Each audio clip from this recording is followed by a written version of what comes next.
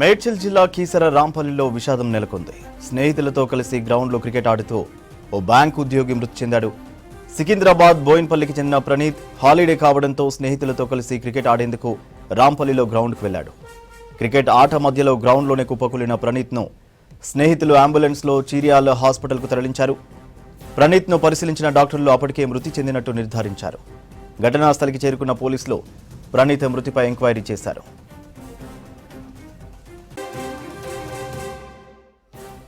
మేడ్చల్ జిల్లా కీసర రాంపల్లిలో విషాదం నెలకొంది.